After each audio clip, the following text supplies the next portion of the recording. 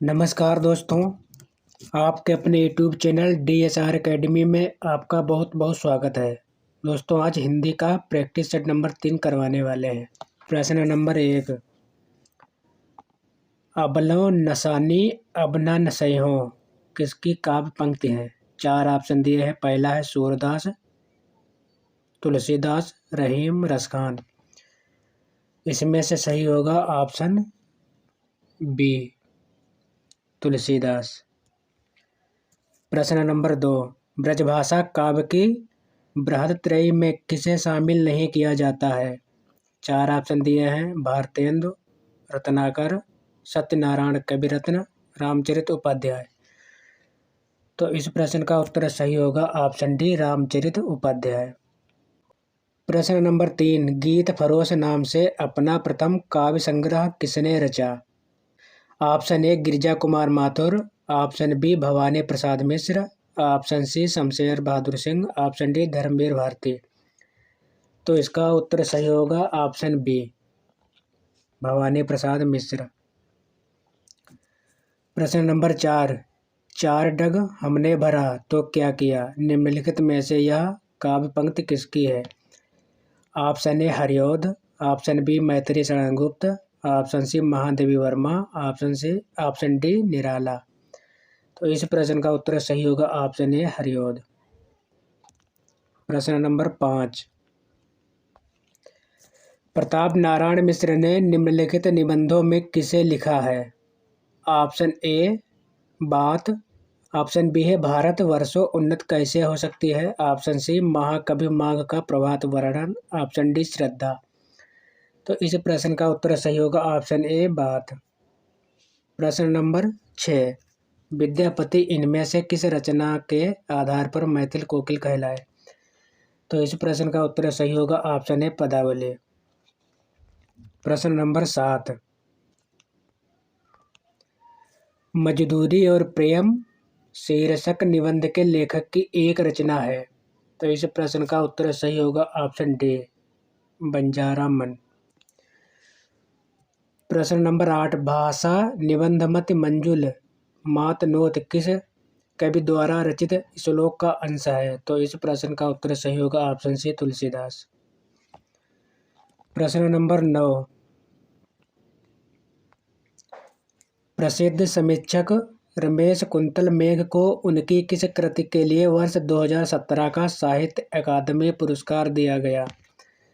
तो इस प्रश्न का उत्तर सही होगा ऑप्शन डी, विश्व मिथक सरित सागर। प्रश्न नंबर 10, लघु मानव की धारणा किससे प्रवृत्तिगत विशेषता है? तो इस प्रश्न का उत्तर सही होगा ऑप्शन ए, नई कविता। प्रश्न नंबर 11, मैं साहित्य को मनुष्य की दृष्टि से देखने का पक्षपाती हूँ, यह कथन किसने कहा है? इस प्रश्न का उत्तर सही होगा ऑप्शन ए, हजारी प्रसाद द्विवेदी। प्रश्न नंबर 12, समानांतर कहानी के प्रवर्तक हैं। तो प्रश्न नंबर 12 का उत्तर सही होगा ऑप्शन सी, कमलेश्वर। प्रश्न नंबर 13, जैसी नामक समीक्षा कृत के लेखक हैं। तो इस प्रश्न का उत्तर सही होगा ऑप्शन बी, विजय देव नारायण शाही। प्रश्न नंबर 14, हिंदी भाषा की मासिक पत्रिका वागार्थ कहाँ से प्रकाशित होती है? तो इस प्रश्न का उत्तर सही होगा ऑप्शन ए, कलकत्ता से। प्रश्न नंबर 15, द्वैतवाद किस आचार्य द्वारा प्रवर्तित संप्रदाय है? तो इस प्रश्न का उत्तर सही होगा ऑप्शन डी, मध्वाचार्य। प्रश्न नंबर 16, पंच पांडव रचित रास के रचयिता हैं। तो इस प्रश्न का उत्तर सही होगा ऑप्शन ए, शालभद्र सूरी। वीरता जब भागती है तो अपने पीछे राजनीति के छल छिद्र की धूल उड़ाती है, उपर्युक्त कथन प्रसाद के किस नाटक का है? तो प्रश्न नंबर 17 का उत्तर होगा ऑप्शन डी, ध्रुव स्वामिनी। प्रश्न नंबर 18, इनमें से कौन सा कवि नकेलवाद से जुड़ा है? तो प्रश्न नंबर 18 का उत्तर सही होगा ऑप्शन ए, केसरी कुमार। प्रश्न नंबर 19, अपने अपने अजनबी उपन्यास के लेखक हैं। तो इसका उत्तर सही होगा ऑप्शन ए सच्चिदानंद हीरानंद वात्स्यायन अज्ञेय। प्रश्न नंबर 20। वह हृदय नहीं है पत्थर है जिसमें स्वदेश का प्यार नहीं, यह प्रसिद्ध काव्य पंक्ति निम्नलिखित में से किस कवि द्वारा रचित है? तो प्रश्न नंबर 20 का उत्तर सही होगा ऑप्शन बी मैथिली शरण गुप्त। प्रश्न नंबर 21। इनमें से कौन सा कवि सतसईकार है? तो प्रश्न नंबर 21 का उत्तर सही होगा डी वियोगहरि। प्रश्न नंबर 22। इनमें से किस कवि को एक भारतीय आत्मा उपनाम से जाना जाता है? तो प्रश्न नंबर 22 का उत्तर सही होगा ऑप्शन ए माखनलाल चतुर्वेदी को। प्रश्न नंबर 23। तीसरी सत्ता उपन्यास के लेखक का नाम क्या है? प्रश्न नंबर 23 का उत्तर सही होगा ऑप्शन ए गिरिराज किशोर। प्रश्न नंबर 24। हरिदास संप्रदाय को अन्य नाम से भी पुकारा जाता है, वह नाम है? ऑप्शन सी सखी संप्रदाय। प्रश्न नंबर 25। हिंदी नवरत्न एक आलोचनात्मक कृति है जिसके आलोचक रचनाकार हैं, तो इसका उत्तर सही होगा ऑप्शन बी मिश्र बंधु। प्रश्न नंबर 26। कलम का सिपाही हिंदी गद्य की किस विधा की रचना है? तो इसका उत्तर सही होगा ऑप्शन डी जीवनी।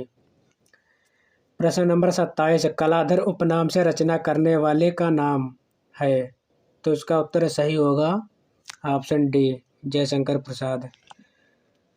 प्रश्न नंबर 28। धर्म की रसात्मक अनुभूति का नाम भक्ति है, उपर्युक्त कथन आचार्य रामचंद्र शुक्ल किस निबंध का अंश है? तो इस प्रश्न का उत्तर सही होगा ऑप्शन बी मानस की धर्मभूमि। प्रश्न नंबर 29। भविष्यत कहा किसकी रचना है? तो इसका उत्तर सही होगा ऑप्शन सी धनपाल का।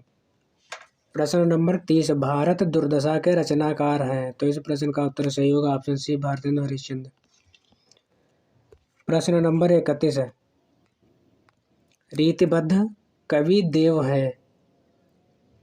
31 का उत्तर सही होगा ऑप्शन डी रसवादी। प्रश्न नंबर 32। गीत गोविंद के रचयिता हैं, तो इस प्रश्न का उत्तर सही होगा ऑप्शन डी जयदेव। प्रश्न नंबर 33। इनमें से एक कवि अष्टचाप में नहीं है, तो इस प्रश्न का उत्तर सही होगा ऑप्शन डी गोविंद दास। प्रश्न नंबर 34। बीसल देव रासो के रचयिता हैं, तो इस प्रश्न का उत्तर सही होगा ऑप्शन सी नरपत नाल। प्रश्न नंबर 35। कीर्ति पताका के रचनाकार का नाम है, तो इस प्रश्न का उत्तर सही होगा ऑप्शन ए विद्यापति। प्रश्न नंबर 36। निम्नलिखित में विष्णु प्रभाकर लिखित यात्रा व्रत कौन सा है? तो इस प्रश्न का उत्तर सही होगा ऑप्शन बी ज्योतिपुंज हिमालय। प्रश्न नंबर 37। जयशंकर प्रसाद के किस नाटक में कर्ण लिया पात्र है? तो इस प्रश्न का उत्तर सही होगा ऑप्शन बी चंद्रगुप्त। प्रश्न नंबर 38। निम्नलिखित ग्रंथों में से कौन सा ग्रंथ रीतकालीन नहीं है? तो इस प्रश्न का उत्तर सही होगा ऑप्शन सी हिम्मत तरंगिणी। प्रश्न नंबर 39। प्रवासी के गीत के रचनाकार हैं, तो इस प्रश्न का उत्तर सही होगा ऑप्शन ए नरेंद्र शर्मा। प्रश्न नंबर 40। सूची 1 को सूची 2 से सुमेलित कीजिए तथा सूचियों के नीचे दिए गए कोड का प्रयोग कर सही उत्तर चुनिए।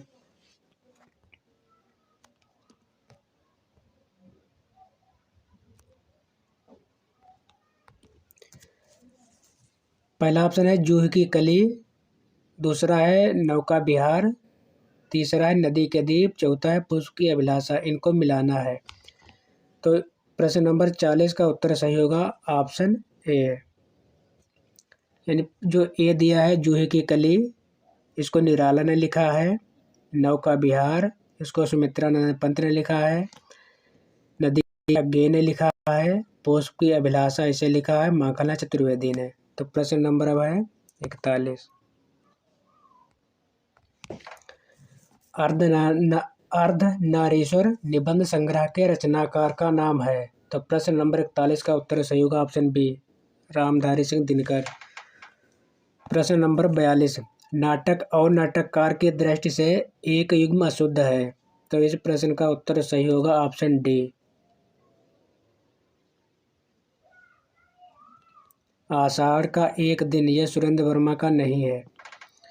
प्रश्न नंबर 43, ब्रजभाषा का विकास किस अपभ्रंश से हुआ है। प्रश्न नंबर 43 का उत्तर सही होगा ऑप्शन ए, सौर सेनी से। प्रश्न नंबर 44, ब्रज बुली का संबंध है। तो इस प्रश्न का उत्तर सही होगा ऑप्शन ए, बंगाल से। प्रश्न नंबर 45, पश्चिमी हिंदी की सर्वाधिक प्रमुख बोली इनमें से कौन है। तो इस प्रश्न का उत्तर सही होगा ऑप्शन ए, ब्रजभाषा। प्रश्न नंबर 46, कौरवी भाषा का उदय किससे हुआ है। तो इस प्रश्न का उत्तर सही होगा ऑप्शन ए, पश्चिमी हिंदी से। प्रश्न नंबर 47, छत्तीसगढ़ी किस भाषा की बोली है। तो इस प्रश्न का उत्तर सही होगा ऑप्शन डी, पूर्वी हिंदी। प्रश्न नंबर 48, किस क्षेत्र की बोली को काशिका कहा गया है। तो इस प्रश्न का उत्तर सही होगा ऑप्शन सी, वाराणसी। प्रश्न नंबर 49, अंगिका किस राज्य की बोली है। तो इस प्रश्न का उत्तर सही होगा ऑप्शन डी, बिहार। प्रश्न नंबर 50, 14 सितंबर 1949 को भारतीय संविधान सभा ने हिंदी को भारत संघ की कौन सी भाषा का दर्जा दिया। तो इस प्रश्न का उत्तर सही होगा ऑप्शन ए, राजभाषा। प्रश्न नंबर 51, भारत में हिंदी को संविधान की किस धारा के अंतर्गत राजभाषा घोषित किया गया है। तो इस प्रश्न का उत्तर सही होगा ऑप्शन ए, धारा 343 फर्स्ट। प्रश्न नंबर 52, देवनागरी लिपि का सर्वप्रथम प्रयोग किस राज्य में हुआ माना जाता है। तो इस प्रश्न का उत्तर सही होगा ऑप्शन डी, गुजरात में। प्रश्न नंबर 53,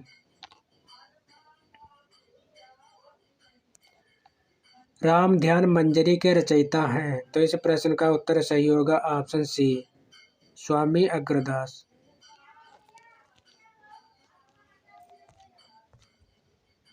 प्रश्न नंबर 54, निम्नलिखित में से कौन सा खंड काव्य राम नरेश त्रिपाठी का नहीं है। तो इस प्रश्न का उत्तर सही होगा ऑप्शन डी, नहुष। प्रश्न नंबर 55, बालकृष्ण भट्ट द्वारा रचित उपन्यास है। तो इस प्रश्न का उत्तर सही होगा ऑप्शन डी, 100 अजान एक सुजान। प्रश्न नंबर 56, अपनी खबर किस लेखक की आत्मकथा है। तो इस प्रश्न का उत्तर सही होगा ऑप्शन ए, पांडे बेचन शर्मा उग्र। प्रश्न नंबर 57, दिए गए विकल्पों में से कौन सा अतुल का समानार्थी शब्द नहीं है। तो इस प्रश्न का उत्तर सही होगा ऑप्शन बी, अनल। प्रश्न नंबर 58, निम्न में कौन सा शब्द अनेकार्थ है। तो इस प्रश्न का उत्तर सही होगा ऑप्शन सी, अंबर। प्रश्न नंबर 59, कूलन में केल में, कछारन में कुंजन में, क्वारिन में कलित कलीन किलंकत है। इस काव्य पंक्ति में कौन सा अलंकार है। तो इस प्रश्न का उत्तर सही होगा ऑप्शन ए, अनुप्रास। प्रश्न 60, मुदित मनोहर मानस देखा पंक्ति में अलंकार है। तो इस प्रश्न का उत्तर सही होगा ऑप्शन बी, अनुप्रास। प्रश्न नंबर 61, निम्नलिखित में से शुद्ध वर्तनी कौन सी है। तो इस प्रश्न का उत्तर सही होगा ऑप्शन ए, अंधिकार। प्रश्न नंबर 62, कल कुटिल जीव निस्तार हित वाल्मीकि तुलसी भयो, यह कथन किसका है। तो इस प्रश्न का उत्तर सही होगा ऑप्शन बी, नावादास का। प्रश्न नंबर 63, खेती न किसान को, भिखारी को न भीख, बनिक को न बनिज, न चाकर को चाकरी। पंक्ति तुलसीदास की किस कृति से संबंध है? तो इस प्रश्न का उत्तर सही होगा ऑप्शन बी, कवितावली। प्रश्न नंबर 64, जहांगीर जस चंद्रिका रचना किसकी है? तो इस प्रश्न का उत्तर सही होगा ऑप्शन ए, केशवदास। प्रश्न नंबर 65, निम्न में वर्तनी की दृष्टि से अशुद्ध शब्द है? तो इसका उत्तर सही होगा ऑप्शन डी, प्रमाणिक। प्रश्न नंबर 66, संज्ञा का भेद नहीं होता है? तो इस प्रश्न का उत्तर सही है ऑप्शन सी, निजवाचक। प्रश्न नंबर 67, निम्न में से कौन सा अव्ययीभाव समास नहीं है? तो इस प्रश्न का उत्तर सही होगा ऑप्शन डी, आय वे। प्रश्न नंबर 68, पानी शब्द का वचन क्या है? तो इस प्रश्न का उत्तर सही होगा ऑप्शन डी, सदा एक वचन। प्रश्न नंबर 69, निम्न में कौन सा शब्द विशेषण है? तो इस प्रश्न का उत्तर सही होगा ऑप्शन बी, चमकीला। प्रश्न नंबर 70, स्वर संधि का उदाहरण है? तो इस प्रश्न का उत्तर सही होगा ऑप्शन ए, अन्वय। प्रश्न नंबर 71, स्वर संधि में किसका मेल होता है? तो इस प्रश्न का उत्तर सही होगा सुरों का। प्रश्न नंबर 72, कि स्वर के उच्चारण में दीर्घ स्वर से भी अधिक समय लगता है? तो इस प्रश्न का उत्तर सही होगा ऑप्शन डी, प्लुत में। प्रश्न नंबर 73, हिंदी स्वरों का वर्गीकरण जब जीभ के भाग के आधार पर किया जाता है तो निम्नलिखित में से कौन सा भेद इसके अंतर्गत नहीं आएगा? तो इस प्रश्न का उत्तर सही होगा ऑप्शन डी, विवृत स्वर। प्रश्न नंबर 74, हिंदी में कारक के विभक्तियों सहित कितने भेद माने जाते हैं? तो इस प्रश्न का उत्तर सही होगा ऑप्शन ए, 8। प्रश्न नंबर 75, अपहरण में उपसर्ग है? तो इस प्रश्न का उत्तर सही होगा ऑप्शन डी। प्रश्न नंबर 76, अनु उपसर्ग से बना शब्द है? तो इस प्रश्न का उत्तर सही होगा ऑप्शन ए, अनुचर। प्रश्न नंबर 77, अर्थ के आधार पर वाक्यों के भेद बताइए? तो इस प्रश्न का उत्तर सही होगा ऑप्शन डी, 8। प्रश्न नंबर 78, अग्रज का सही विलोम होता है? तो इस प्रश्न का उत्तर सही होगा अनुज, ऑप्शन ए। प्रश्न नंबर 79, हिंदी में कुल कितने सर्वनाम हैं? तो इस प्रश्न का उत्तर सही होगा ऑप्शन सी, 11। प्रश्न नंबर 80, अनुरूप में कौन सा समास है? तो इस प्रश्न का उत्तर सही होगा ऑप्शन सी, अव्ययीभाव। प्रश्न नंबर 81, कर्म के आधार पर क्रिया के कितने भेद होते हैं? तो इस प्रश्न का उत्तर सही होगा ऑप्शन डी, 2। नंबर 82, विभावा अनुभाव व्यभिचारी संयोगादृश निष्पत्ति को प्रतिपादित किया है? तो इस प्रश्न का उत्तर सही होगा ऑप्शन बी, भरत मुनि ने। प्रश्न नंबर 83, कौन सा पद विकृत नहीं होता है? तो इस प्रश्न का उत्तर सही होगा ऑप्शन बी, अव्यय। प्रश्न नंबर 84, निम्नलिखित में से कौन सा तद्भव शब्द है? तो इस प्रश्न का उत्तर सही होगा ऑप्शन ए, अमीय। प्रश्न नंबर 85, संस्कृत भाषा से हिंदी में बिना परिवर्तन के प्रयुक्त होने वाले शब्द क्या कहलाते हैं? तो इस प्रश्न का उत्तर सही होगा ऑप्शन बी, तत्सम शब्द। प्रश्न नंबर 86,